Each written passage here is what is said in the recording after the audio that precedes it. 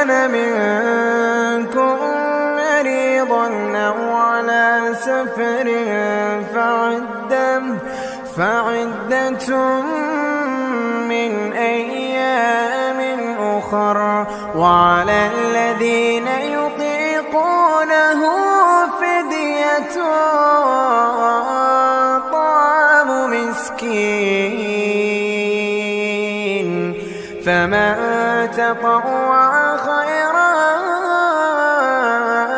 فهو خير له وأن